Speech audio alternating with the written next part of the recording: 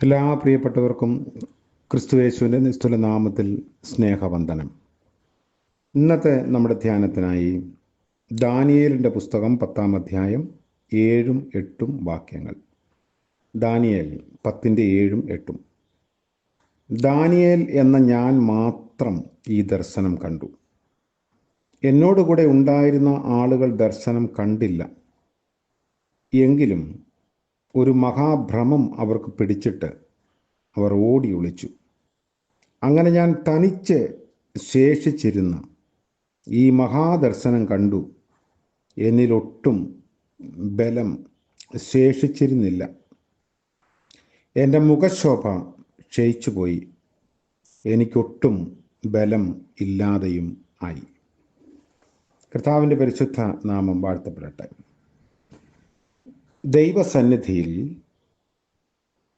ഏകനായി അല്ലെങ്കിൽ ഏകരായി നിൽക്കുന്ന ധാരാളം ആളുകളെ വിശുദ്ധ വേദപുസ്തകത്തിൽ നമ്മൾ പരിചയപ്പെടുന്നു.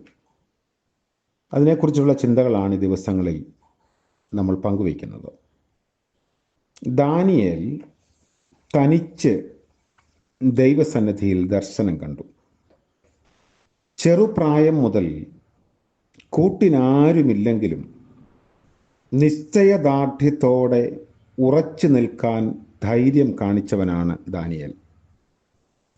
രാജകുടുംബത്തിൽ നിന്ന് അടിമയായി തീരെ ചെറുപ്രായത്തിൽ ബാബേലിലേക്ക് അവനെ പിടിച്ചുകൊണ്ടുപോയി.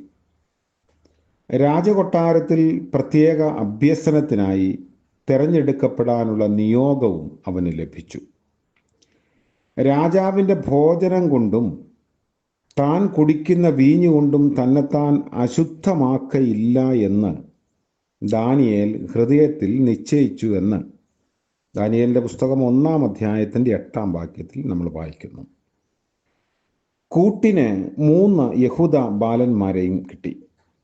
എന്നിരുന്നാലും പിന്നെ അങ്ങോട്ട് പ്രധാനമായും ദാനിയേലിൻ്റെ കഥയാണ് ഈ പുസ്തകത്തിൽ വായിക്കുന്നത്.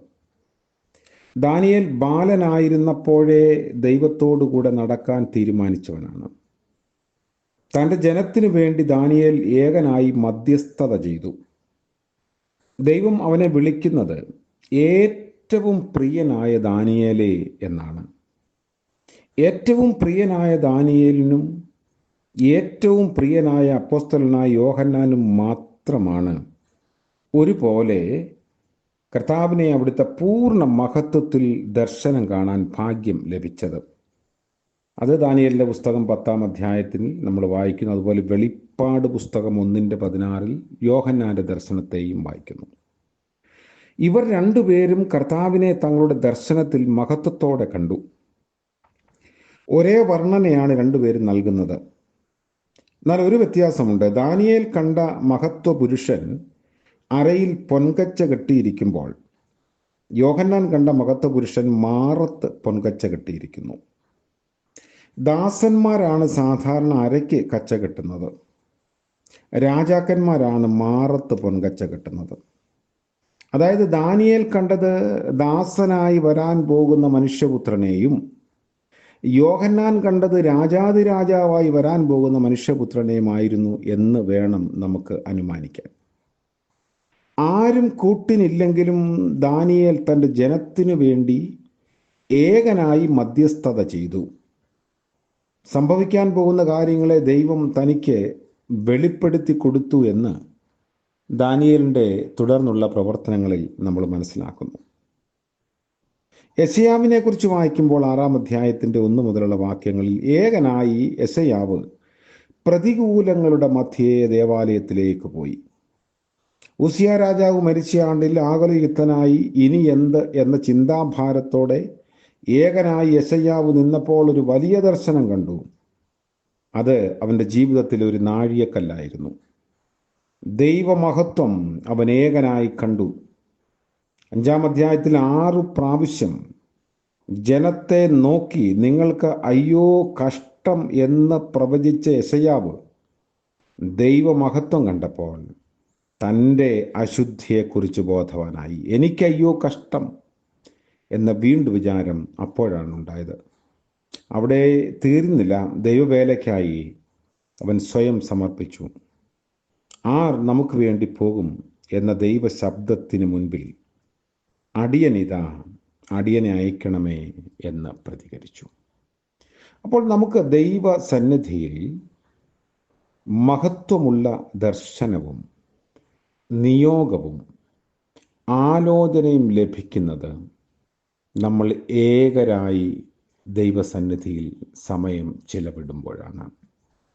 നമ്മൾ ഏകരായി ദൈവവചനവുമായി ഇങ്ങനെ സംവദിക്കുമ്പോൾ ദൈവം നമ്മോട് ഹൃദ്യമായി ഇടപെടും, സംസാരിക്കും, ആലോചന നൽകും. അത് നമ്മുടെ ജീവിതത്തിൻ്റെ ഏറ്റവും പവിത്രമായ നിമിഷങ്ങളാണ്. തീരുമാനങ്ങൾ എടുക്കുന്നതിനും നമ്മെ വീണ്ടും സമർപ്പിക്കുന്നതിനും ഒക്കെ അത് നമ്മളെ സഹായിക്കും. അങ്ങനെ വീണ്ടും ഒരു പുനർസമർപ്പണത്തിനും നിയോഗത്തിനും നമ്മെ തന്നെ വിട്ടുകൊടുക്കാം. കർത്താവ് നമ്മളെ അനുഗ്രഹിക്കട്ടെ. പ്രാർത്ഥിക്കാം. കരുണയുള്ള വാഴ്ത്തപ്പെട്ട കർത്താവേ, പുതിയ ദിവസത്തിനായി സ്തോത്രം. അടിയങ്ങളുടെ ആയുസ്സിനോട് ഒരു ദിവസം കൂടി അവിടുന്ന് കൂട്ടിച്ചേർത്ത് നൽകിയല്ലോ. ഞങ്ങളങ്ങ് നന്ദിയോടെ മഹത്വപ്പെടുത്തുന്നു. സംഭവ ബഹുലതകൾ നിറഞ്ഞ ലോകത്ത് ഒരു പകൽക്കാലം കൂടെ ജീവിപ്പാൻ ആവശ്യമായ ബലവും കൃപയും ആരോഗ്യവും ഒക്കെ അടിയങ്ങൾക്ക് നൽകണമേ. ഇന്നത്തെ പ്രഭാതം മുതൽ പ്രദോഷം വരെ ഞങ്ങൾ ചെയ്യുന്ന കാര്യങ്ങളിലും ഞങ്ങളുടെ ആവശ്യങ്ങളിലും ഞങ്ങളുടെ ആലോചനകളിലും യാത്രകളിലുമൊക്കെ അവിടെ ഞങ്ങളെ താങ്ങിക്കൊള്ളണമേ. കുറവുകളും വിശ്വാസത്തിൻ്റെ പരിശോധനകളും ഒക്കെ ജീവിതത്തിലുണ്ട് എന്ന് ഞങ്ങൾ അറിയുന്നു. ഞങ്ങളെ അവിടുത്തെ പൂർണ്ണതയിൽ നിലനിർത്തണം എന്ന് പ്രാർത്ഥിക്കുന്നു.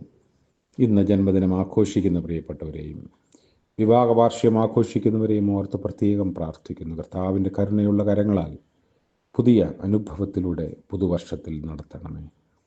യേശുമശിഹ മൂലം പ്രാർത്ഥിക്കുന്നു. കൃപയോടെ കേൾക്കുമാറാകണമേ. ആമേൻ. സകല ബുദ്ധിയെയും കവിയുന്ന ദൈവിക അനുഗ്രഹവും കൃപയും ആലോചനയും നാം എല്ലാവരോടും കൂടെ എന്നേക്കും ഉണ്ടായിരിക്കുമാറാകട്ടെ. ആമേൻ.